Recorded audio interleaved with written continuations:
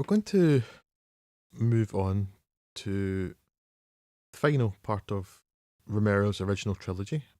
And probably the last Romero film you want to pay any attention to, because Yes. Survival of the Dead, Land of the Dead, and Diary of the Dead are best not watched. By all accounts, having seen one of them, and that's enough, and I've heard enough from people whose opinion I trust about the other two to not want to care. But let's finish with George Romero and Day of the Dead then, Scott. Yes, so if Dawn was about surviving the zombocalypse, Day is at least nominally more concerned with efforts to combat it and rebuild, with scientists and soldiers holed up in an underground bunker hoping to come up with some sort of strategy. The only problem being, perhaps due to the understandable stress of the situation, that most of them are basket cases. Laurie Cardell's Sarah is perhaps the most rational voice present, trying to hold together the scientific efforts of Richard Liberty's Dr. Logan, and the newly promoted, through Dead Man's Boots, Captain Rhodes, played by Joe Pilato, who seems more inclined to shut the whole thing down while stamping his fascistic authority about more or less at random.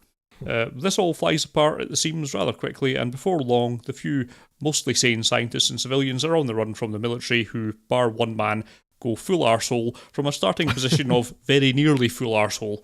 Now, I didn't like this much on first viewing a decade plus ago, but this rewatch has softened my opinion a little bit, but there's been so much humanity as the real monster takes over the years that I'm not sure I'm in the market for it anymore.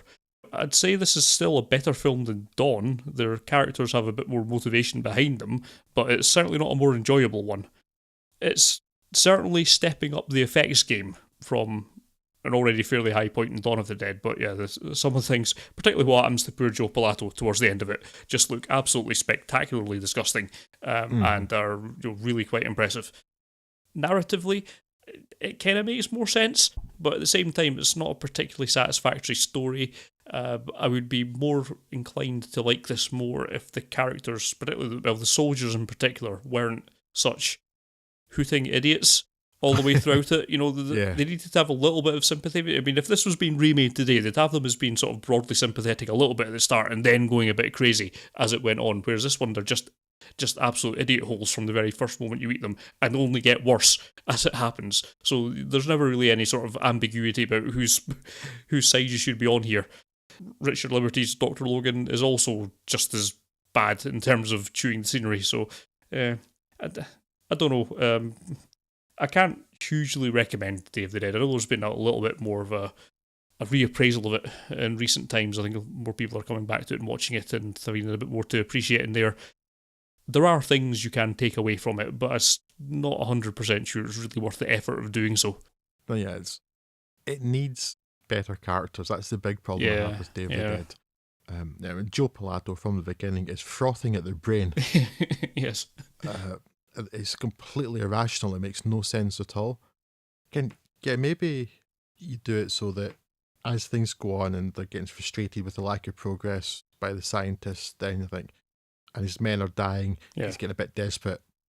I get that.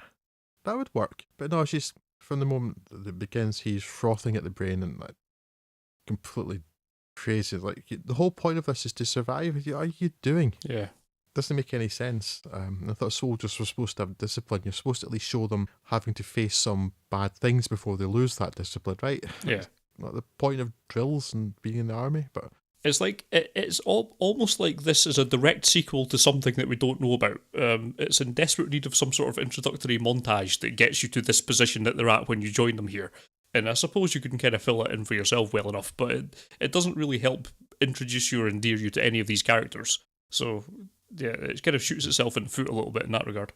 Yeah, it's got the doctor character too, who's doing some really creepy experiments. Yeah, it just feels like there should have been some development there. They call him Dr. Frankenstein, but at least Dr. Frankenstein in Mary Shelley's novel was trying to do something advanced scientific research and things that to begin with before really things went wrong.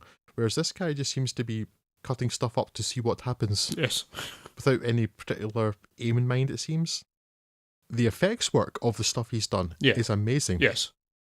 Horrendous and stomach-turning, certainly, but really, really good. And Tom Savini's work is just fantastic in this film. But the body you see on the table with just like the brainstem left. Yeah, absolutely amazing. That's horrific. Yeah.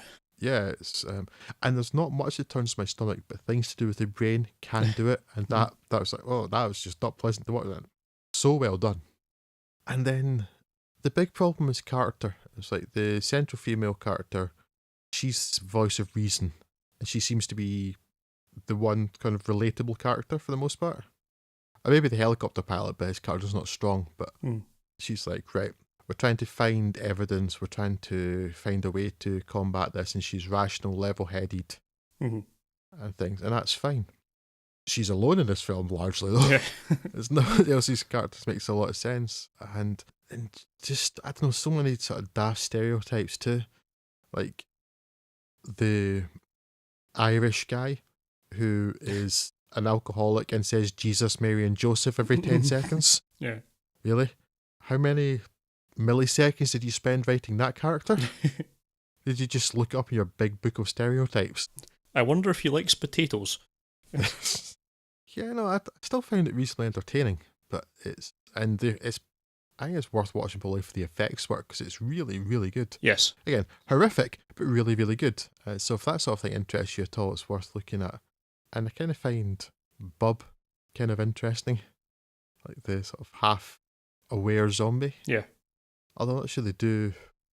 I suppose Joe Blatter kind of gets his comeuppance from him in the end, but I don't know. It's the worst of the original trilogy, certainly, but I think if you're going to watch George Romero films, you could watch that original trilogy of the Dead and then leave it at that.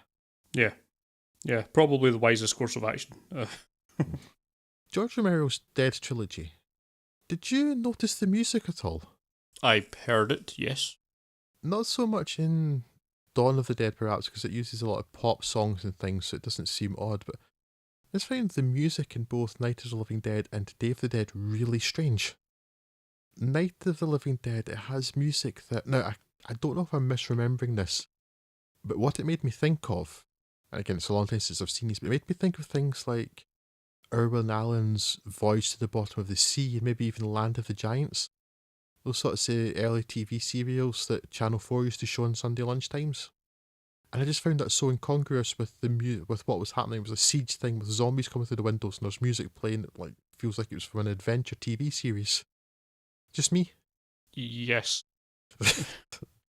And the other thing that I'm more confident on, though, is the music in Day of the Dead has that strange sort of almost dreamy music that seems kind of synthetic dreamy music that you get in a lot of 1980s films, but music that felt like it belonged in something like Labyrinth, and one bit that I would swear was in Home Alone, or something nigh on identical, in a film where people are having their intestines eaten by zombies.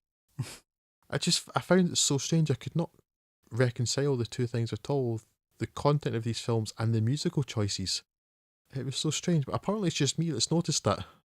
Interested to know if anybody else listening has noticed that, because it's just baffling to me that there's music that I would expect from some sort of kids' fantasy story being played over people having their limbs eaten off. I thought that's what happened in Home Alone. I must have watched a different version.